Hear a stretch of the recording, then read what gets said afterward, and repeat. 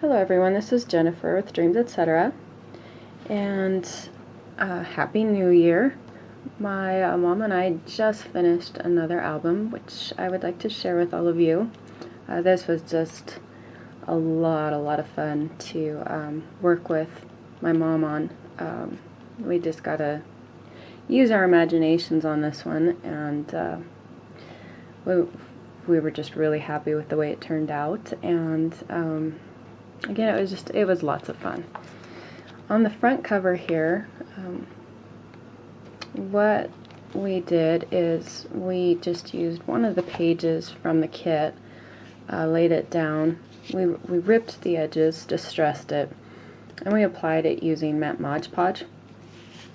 And then we took images from some of the other papers, and we did a lot of fussy cutting, and then collaged the fussy cut images. You know, we layered them, and we applied those foam dots underneath to give it a 3D image. And one thing when you do, if you do something like this, on all these images that were fussy cut, here, you have this rose here. To prevent them from tearing, we applied Mod Podge over it. It was the matte medium Mod Podge again, and it just, it creates this hard, more durable finish to the papers to prevent them from tearing. So, and then we just used some stickles, distressed pretty heavy around all the edges of all the images, and then just embellished it with some buttons and some bows. But again, this was a lot of fun to do. Now, as far as the album itself and how it was made, my mom is the one who designed this album. I'm sure she was inspired from another designer, but I don't know much on that part of this. So my guess is that what she did is an accordion style type album for the front and the back part of this album, and then the inside sections here, I believe, are separate signatures which she had adhered together. So this book, it opens, the front part of this opens this way and this way, and then it comes out even further, which is this accordion style that I was trying to explain, and how this album was made. Okay, so I will go back to this section here, and for this page here, she took two images. One was just a regular printout, and then she had a transparency made of the same image which she laid over it. And when you do this, it just gives it that added color, creates a really vivid color actually, and gives it some dimension. And on this, she created some, she adhered, put some adhesion right in the middle here, and I believe she used glossy accents so the glue would not show, to create these little pocket pages, like so. And then those just slide right in there. Actually, I don't think those go in there. I think it was supposed to go like this. So it's got these littler, smaller tags which fit better. There we go. And these tags, these come in the kit. There's a pack that's got the tags and the ephemera that go with the tea time papers. Now I'm going to take and flip this here back to the front so I can use this for my thumbnail. I always seem to get really bad thumbnails. And I read somewhere that when you're doing these YouTube videos, if you stop it at the 5-minute mark, and there was 2 others, I'm not sure what they are, then you know, you can get more of the thumbnails that you want for your videos, because mine always seem to be really awful. Alright, so going back to this page here, here's those little pockets for the tags, and then on this page we just have a little journaling page here, and we have these postcards, telegrams. This is what comes with the tags in one of the kits that go with the tea time papers. Hope I'm getting good close-ups here for all of you. And here's more tags. And on these tags and everything, you can resize them to, you know, whatever size you like. I am not one who has any problem with any of the pages or tags or ephemera being resized. And then these can just attach to the page using a little clip here. And that was that portion. So now we'll go to this side of the album, which opens like I think I kind of showed you here once already, but it opens in an accordion style way. Alright, on this page, she created a pocket page here, and then she used that clear acrylic plastic stuff that you find on packaging. Sometimes it's really hard to cut through. She saves all that stuff to create these windows. And then, you know, just laid an image down underneath that. And here's 2 more tags. Now these ones are larger from the previous ones I showed you, so you can see how you can resize them to how you like. You can make really tiny, tiny ones or really big ones. Oops.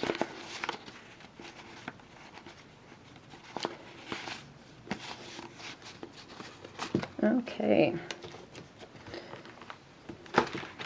Oops. And then down here, we just embellished with some of the bling from Prima. And this is one of the fragments. There was an image that was just cut to size. Again, it was adhered with the glossy accents. I believe when you use the glossy accents, it doesn't show like glue would. So it stays clear looking.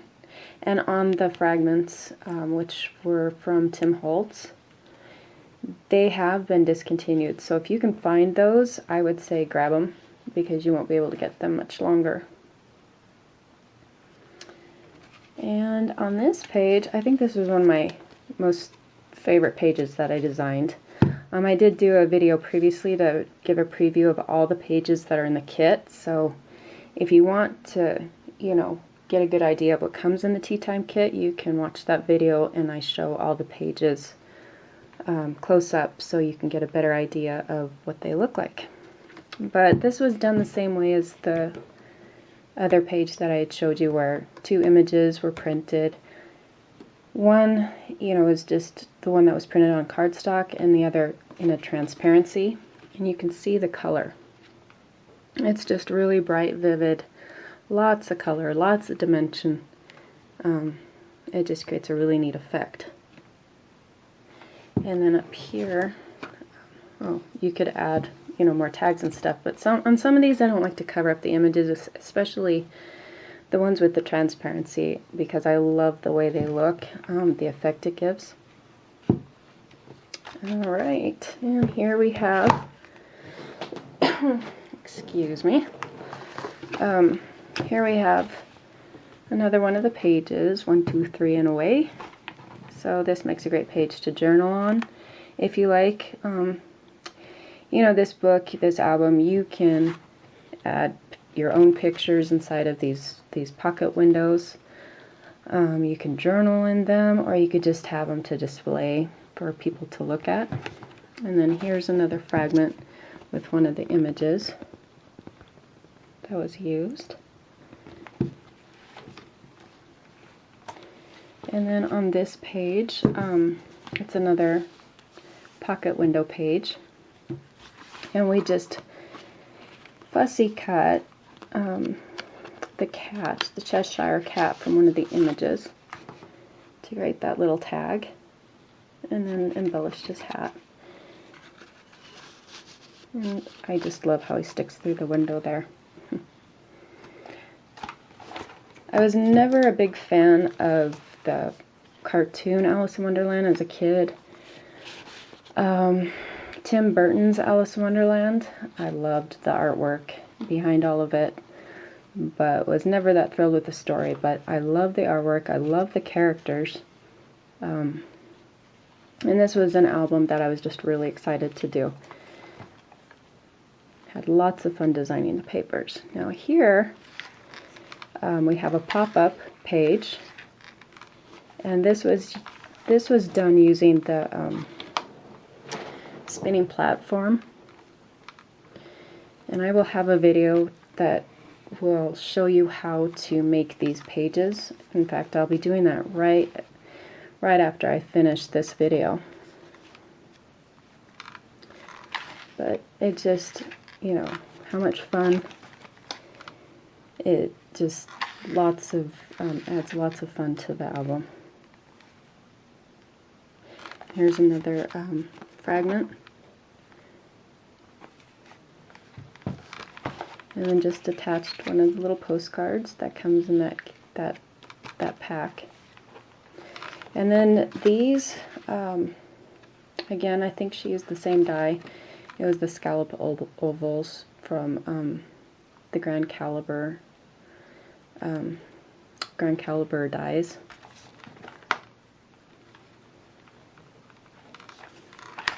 And I'm just going to kind of flip through these. Trying to get some close-ups here. And we just, you know, it was double matted. And we applied a foam square underneath this to give it more of a 3D effect. And then just embellished with the Seidan pearls. Did heaviest dressing around all edges. That just kind of gives it a more finished look, and it creates depth.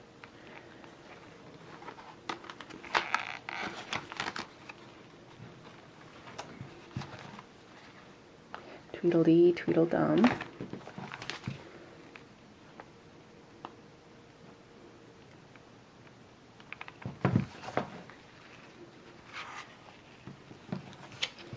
And again, one of my favorites. I just think he's adorable. And when she did these, you won't probably see this when I do the tutorial on how you do the pop-up, but she finished them using some of the papers for this section to give it more of a finished look. To show you the back side there, how that works. And she also found that using an oval shape worked better as opposed to a square. The square shapes would tend to get caught when you open and closed them right at the edges, where an oval closed a lot easier and it didn't get stuck or caught up on anything.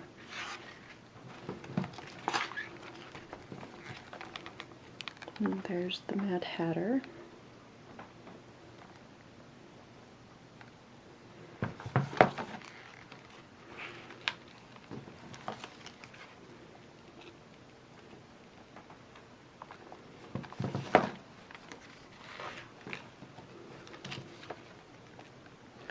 And on this one, again, we fussy cut a few different images, collaged them to get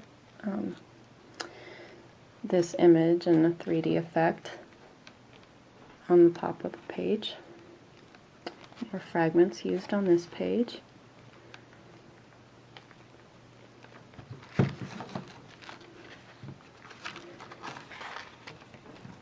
then here's the back section.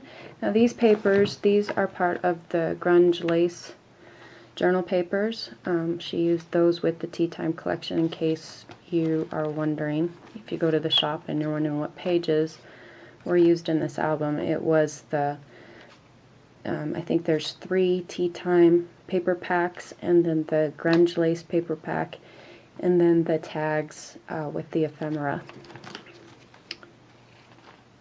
And then here's just more tags and more of the postcards.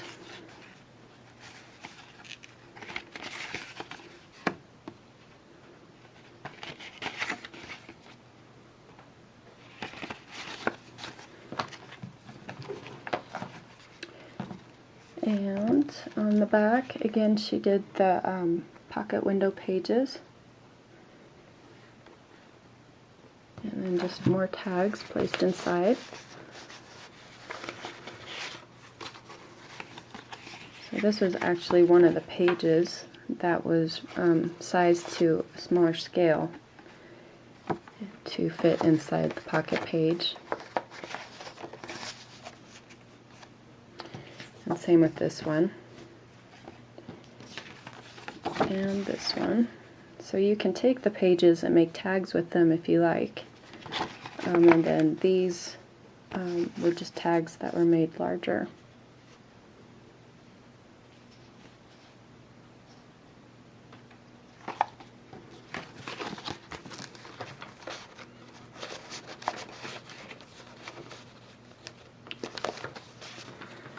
Okay, and then on this page, kind of bumping things here, more tags.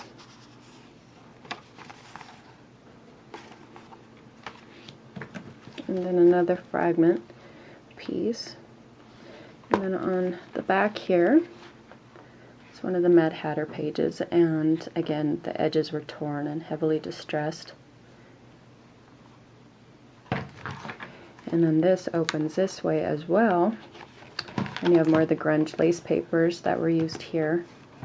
And this is Art Cake pendant that I used. I got those at Michael's.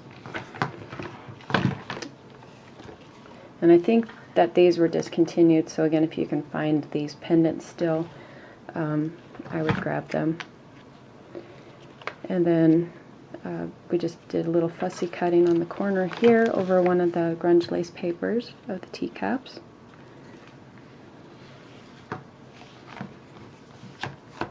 And there is our Tea Time Alice in Wonderland album.